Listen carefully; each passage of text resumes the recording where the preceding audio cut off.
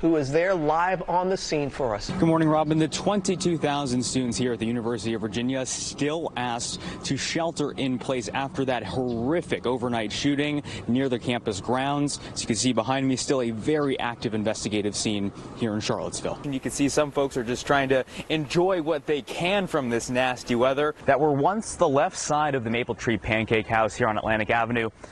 Zooming out, this is all that's left of the family enterprise started roughly 40 years ago. The tornado's 4.5-mile path of destruction ripped roofing and broke windows here along Haversham Close. But for others, they may have said goodbye to much more. Do you believe you've made every effort to fix the building and bring it up to code? But by 2022, those numbers rose by more than 200%. Usually only a text or phone call away. I interest you in some water, sir. Scientific approach. Okay. I'm a reporter for Channel 13 doing a story. With a good map, highway navigation can be very simple. Next time you travel. History in the black community, it's not red brick and white columns. It's part of lived experience, it's part of memory. The more we read and know what we have, the value of what we have, then we can use our voices. History lives on as long as someone cares enough to keep it alive. But history always runs the risk of fading away. We have folks, living people that remember these places very intimately.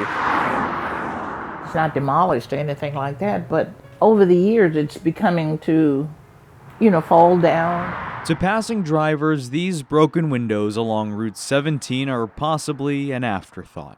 But many, like Mary and Randall, still remember when this place was the place to be. Host with the most, I just went to socialize, This is what's left of the W.J. Stokes Tavern, a thriving Gloucester County watering hole in the mid-1900s. Once a safe haven for African Americans. I'm not a good dancer, no. I love listening to the music. And like I said, it was a social, hey, how you doing, Robert? Hey, Mary. This property is one of about 300 across Virginia that once appeared in the Green Book. It was the most prolific and longest running travel guide specifically for African Americans. In this century, America has become a nation on wheels. The Green Book, first published by Victor Hugo Green in 1936, ran for roughly 3 decades as a guide for African Americans to safely travel during segregation. It was a real achievable goal to essentially circumvent that discriminatory system. Most of these sites in Hampton Roads are lost pieces of history and unrecognizable in the places they once stood.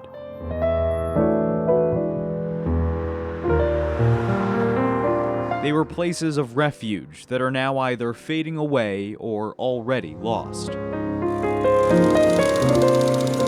There are more than 100 Green Book locations across the Tidewater region, but according to catalogs from University of Virginia research, roughly 85% of them are either demolished or their status is unknown. You'll see from in front here, the floor is practically gone. Tim Roberts is the outreach coordinator for the Virginia Department of Historic Resources. He's one of several stakeholders working to preserve the Stokes Tavern, knowing it's one of the few locations still standing in some way. He said back over here, you have the Friars, here's the beer cooler. No pun intended, this is a heavy lift. The sort of imminent risk of loss through a big snowfall. Is it hard to see the tavern in the condition that it is? Yes, it is. It is. That was really a type of monument for us black people.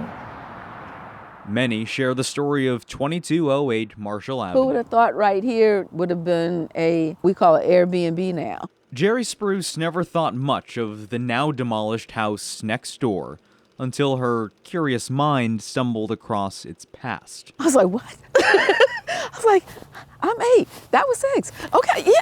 Oh, wow. Oh, we're famous. Since we don't know, then they kind of just push over. But there is still time to save the ones still standing, like the Stokes Tavern, as long as someone cares enough to keep it that way.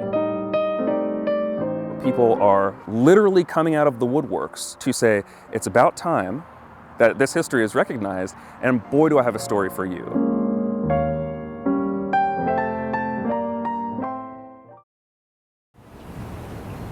A new day shines light onto a street corner that's now empty. They had one truck going, and I'm like, you know what? They don't have it under control. I'm like, never dreamed something like this would happen down here. and it took out the whole block.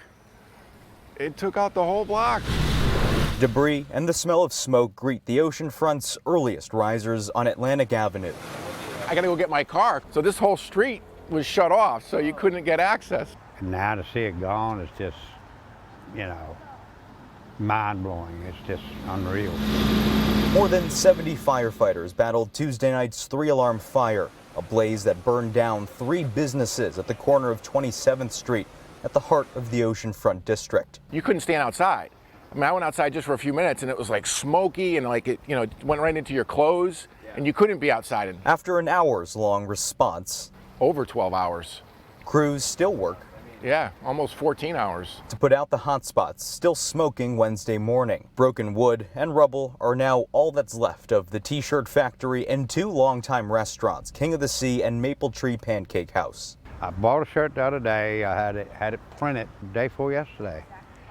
And the people were super friendly in the store and everything like that. And the restaurant was the same way. We had just ate there Monday night.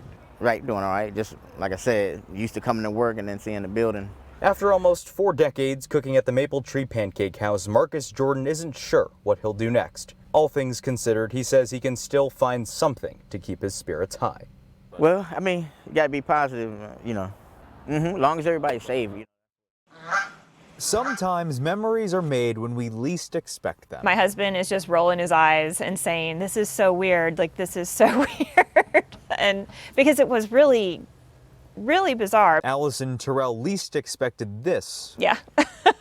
When she left the dock. We're just sitting in our beach chairs, and I turn around and the goose is walking up to my husband. A couple of people come up to us on the beach and ask if Herman was our pet. This Sunday, a goose followed the Terrell family back to their Seaford home. The boat's going 36 miles an hour, and he ended up chasing after the boat for like 2 miles. No one knows where it came from until Allison posted the video online. Knowing now that it is domesticated to some extent, it makes more sense.